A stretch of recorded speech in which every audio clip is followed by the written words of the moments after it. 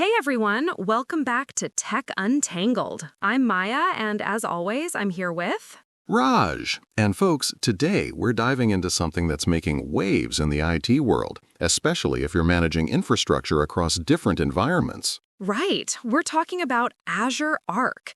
Now, before anyone tunes out thinking, another cloud thing, trust me, this one's actually pretty brilliant.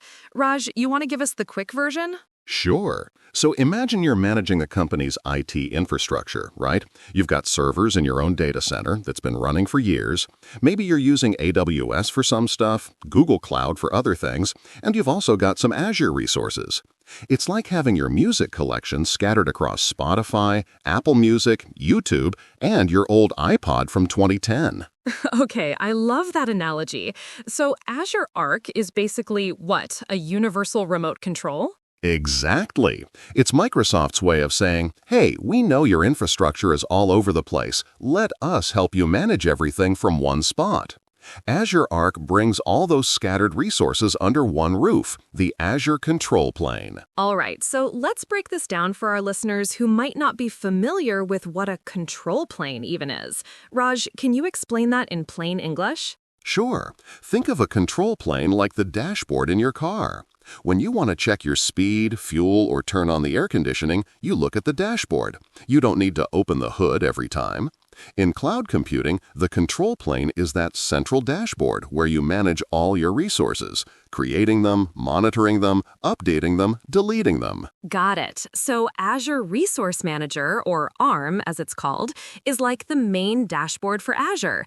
And what Azure Arc does is essentially extend that dashboard to include stuff that's not in Azure. Bingo! That's the magic. With Azure Arc, your on-premises servers, your Kubernetes clusters running on Google Cloud, your VMware virtual machines, they all show up in that same Azure dashboard as if they were native Azure resources. That's actually pretty cool. So let's talk about what kinds of things you can manage with Azure Arc. I'm looking at this breakdown, and there are three main categories, right? Yes, let's go through them one by one. First up, you've got Arc-enabled servers. This includes your physical servers, virtual machines running on VMware or Hyper-V, SQL servers, and even Kubernetes resources. Okay, so that's basically the traditional IT infrastructure, the stuff sitting in server rooms and data centers. Exactly. Now, the second category is Arc-enabled services. This is where it gets interesting. We're talking about data services, app services, machine learning services, basically Azure's cloud-native services that you can now run anywhere. Wait, so you're telling me I can run Azure services on my own hardware or even on a competitor's cloud? Haha, yes, that's exactly what I'm saying. Let's say you've built an app that relies on Azure SQL database service, but for regulatory reasons, your data needs to stay in your own data center. Azure Arc lets you run that Azure SQL service on your own infrastructure while still managing it through Azure. That sounds like a compliance officer's dream come true. Oh, absolutely. And then there's the third category, Arc-enabled industrial IoT assets. This is for manufacturing floors, industrial equipment, sensors, robotics, all that smart factory stuff. Okay, so that's for companies making physical products, not just digital services. Right, and this is huge for industries like automotive manufacturing, food production, pharmaceutical companies, anywhere you have machinery generating data that you want to monitor and optimize. All right, so let's paint a picture for our listeners. Can you walk us through a real-world scenario, like who would actually use Azure Arc and why? Great question. Let's imagine a retail company. Let's call it ShopSmart. They've been around for 30 years, so they've got legacy servers in their own data center running inventory management systems. But 5 years ago, they started moving to the cloud, and now they've got some applications in Azure, some in AWS, because one of the companies they acquired was using AWS, and they're also experimenting with Google Cloud for their machine learning projects. So their IT team is basically juggling 3 different cloud consoles plus their own data center management tools? Exactly, and it's a nightmare. Different dashboards, different security policies, different ways of monitoring everything. Then their CTO discovers Azure Arc. And everything changed. Well, kind of. With Azure Arc, they can now see all their servers, whether they're physical machines in their basement, virtual machines on AWS, or containers running on Google Cloud, all in one place.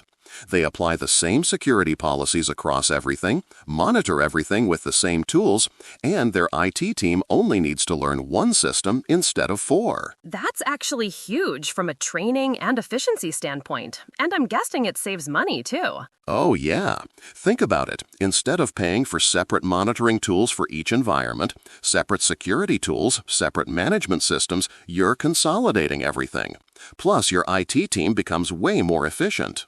All right, so we've talked about what Azure Arc manages. Let's talk about how it works. Like, what's the actual mechanism here? Good question.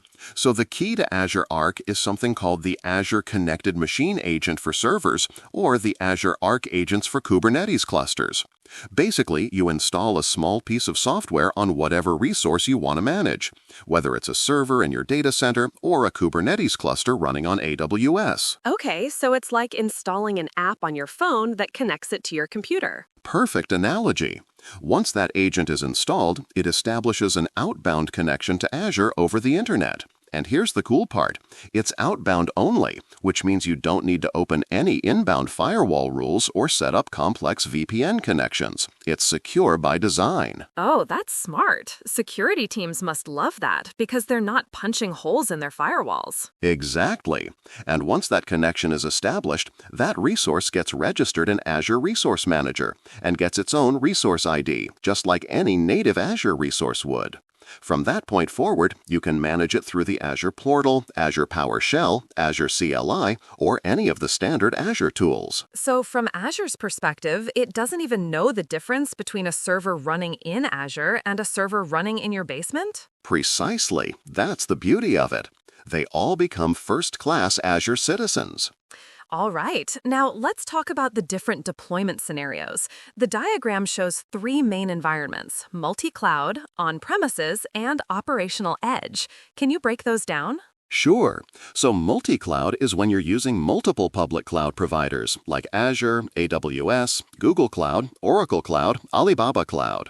A lot of big enterprises do this either by choice, because different clouds are better at different things, or by accident, like through mergers and acquisitions. Right, like the example you gave earlier with ShopSmart acquiring a company that was already using AWS. Exactly. Now, on-premises means resources running in your own data centers.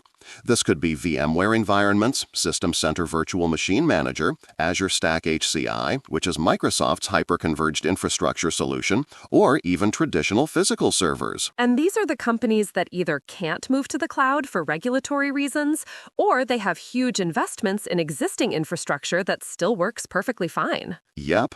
Healthcare organizations with patient data, financial institutions with strict compliance requirements, government agencies with sovereignty concerns. They often need to keep data on premises. Makes sense. And then there's the operational edge. What's that about? The operational edge is basically computing that happens close to where data is generated, rather than sending everything to a centralized cloud. Think about a manufacturing plant with IoT sensors on every machine, or a retail store with smart cameras analyzing foot traffic, or even autonomous vehicles processing data in real time. So instead of sending all that data to the cloud for processing, which would be slow and expensive, you process it locally on edge devices. Exactly. And with Azure Arc, you can manage all those edge deployments centrally, deploy applications to them using the same tools, monitor them, update them, all from that same Azure dashboard. That's wild. So a factory manager could potentially see the health of all their industrial equipment right in the Azure portal, even though none of that equipment is anywhere near an Azure data center. Absolutely. And they can deploy AI models to those devices to predict when a machine might fail, automatically collect performance data, ensure security patches are applied, all without physically touching each device. That's wild. So let's talk about some of the specific capabilities. What can you actually do once you've connected everything to Azure Arc? Oh, there's a ton. Let me give you the highlights. First, unified operations. That means you get one consistent way to manage everything. You can organize resources using resource groups, apply tags for cost tracking and organization, and use Azure's role-based access control to determine who can do what. So if I want to see all resources related to my production environment, I can just filter by that tag, regardless of where those resources actually live. Exactly. Second, you get governance and security. You can use Azure Policy to enforce standards across all your resources, like all VMs must have encryption enabled, or all Kubernetes clusters must use specific network policies. And Microsoft Defender for Cloud can protect your non-Azure servers just like your Azure ones. So you're basically extending Azure's security umbrella over everything. Yes. Third, you get monitoring and compliance. Azure Monitor can collect logs and metrics from all your Arc-enabled resources, giving you that single pane of glass for observability. And for compliance reporting, you can prove that all your resources, regardless of location, meet specific standards. Exactly. Fourth, you can do configuration management and automation. You can use Azure Automation to run scripts across all your servers, use GitOps to deploy applications to Kubernetes clusters, and use Azure Update Manager to keep everything patched. GitOps, that's the practice of storing your configuration in Git repositories and automatically applying it, right? Yup. So instead of manually configuring each Kubernetes cluster, you just update a Git repository and Azure Arc automatically applies those changes everywhere. It's infrastructure as code taken to the next level. Now, I want to talk about Kubernetes specifically because I know that's a big part of Azure Arc. Why is Kubernetes management such a big deal? Great question. So Kubernetes has become the standard for running containerized applications, right? But here's the problem. Kubernetes clusters can run anywhere. You can run them in Azure, AWS, Google Cloud, on-premises, at the edge. And each one needs to be configured, monitored, secured, and updated. And without something like Azure Arc, you'd be managing each cluster separately. Exactly. And that's a recipe for inconsistency and security vulnerabilities. With Azure Arc-enabled Kubernetes, you connect all your clusters, wherever they are, to Azure. Then you can deploy the same policies across all of them, monitor them all in one place, and even deploy applications using a unified approach. Can you give me a real-world example of when this would be useful? Sure. Let's say you're a software company with customers all over the world, and you need to run your application close to your customers for performance reasons. So you set up Kubernetes clusters in AWS, Google Cloud in Europe, and on-premises data centers in Asia. With Azure Arc, your DevOps team can deploy new versions of your app to all those clusters simultaneously using GitOps, apply the same security policies everywhere, and monitor everything from one dashboard. So they're not logging into AWS console, then Google Cloud console, then SSHing into on-prem servers? Nope. One Azure portal, one set of tools, consistent experience everywhere. Now, let's talk about some of the challenges. Azure Arc sounds amazing, but it can't be all sunshine and rainbows. What are some of the gotchas or limitations? Good point. So first off, there's a learning curve. If your IT team isn't already familiar with Azure, they'll need to learn Azure's management paradigm. That said, the benefit is they only have to learn one system rather than multiple. Fair trade-off, I'd say. Second, there are costs to consider. The Arc control plane itself is free, but many of the services you'll want to use, like Azure Monitor, Microsoft Defender for Cloud, Azure Update Manager, they do have costs associated with them. So you need to do the math and figure out if the consolidation and efficiency gains offset those costs. Exactly. Third, there's the dependency on internet connectivity. Since Azure Arc relies on that outbound connection to Azure, if your on-premises network goes down or you lose internet access, you lose that central management capability. Although I'd imagine the resources themselves keep running, right? Like your local servers don't stop working just because they can't talk to Azure. Correct. They keep working, you just can't manage them through Azure until connectivity is restored. And finally, not every Azure service can run everywhere through Azure Arc. It's an expanding list, but there are limitations. So you need to check whether the specific services you need are supported. Yep, always check the documentation before making plans. All right, let's wrap this up with some practical advice.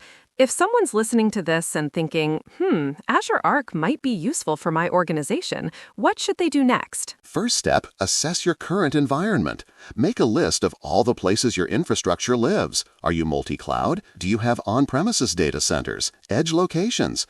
Understanding your landscape is crucial. And be honest about it, right? Don't just count the stuff that's officially documented. Include that shadow IT that marketing set up on AWS without telling anyone. Yes, great point. Second, identify your pain points. Are you struggling with inconsistent security policies? Is compliance reporting a nightmare? Are your IT teams spending too much time juggling different management tools? Knowing your specific problems helps you understand which Azure Arc capabilities will provide the most value. So you're building your business case. Exactly. Third, start small. Don't try to Arc-enable your entire infrastructure on day one. Pick a pilot project, maybe one resource group or one application, and test it out. Learn the process, identify any issues, and refine your approach. And I imagine Microsoft has resources to help with this. Documentation, training, support? Oh yeah, tons of it. Microsoft Learn has extensive documentation, there are certification paths, and Microsoft partners who specialize in Azure Arc implementations. You're not going it alone. Fourth, plan your governance. Before you connect everything, think about your tagging strategy, your naming conventions, your resource organization, your RBAC policies. It's much easier to implement these things consistently from the start than to retrofit them later. That's good advice for any cloud implementation, honestly. Absolutely. And finally, measure the results. Track metrics like time spent on management tasks, number of security incidents, compliance audit duration, operational costs. This helps you quantify the value and justify further investment. All right, let's wrap this up with some practical advice. Azure Arc in one sentence or less. Go. One dashboard to manage all your infrastructure, no matter where it lives. Biggest benefit. Consistency. Same tools, same policies, same experience everywhere. Biggest challenge? Initial setup and planning. You've got to think through your governance strategy. Who should definitely look into Azure Arc? Anyone managing infrastructure across multiple environments, multi-cloud, hybrid, or edge deployments. Who might not need it? Small organizations entirely in one cloud with no plans to expand or move, or companies with no on-premises infrastructure. Perfect. Raj, this has been super informative. I feel like I actually understand Azure now. That's the goal. And honestly, whether you're a system admin managing servers, a DevOps engineer deploying applications, or an IT manager trying to get control of your infrastructure sprawl, Azure Arc is worth exploring. Absolutely. And for our listeners, we'll put links to Microsoft's Azure Arc documentation, some getting started tutorials, and a few case studies in our show notes. And if you found this episode helpful, please subscribe, leave us a review, and share it with your IT friends who might be dealing with hybrid cloud headaches. Next week, we're diving into another hot topic in the cloud world. Stay tuned. Thanks for listening to Tech Untangled, where we make complex tech simple. See you next time.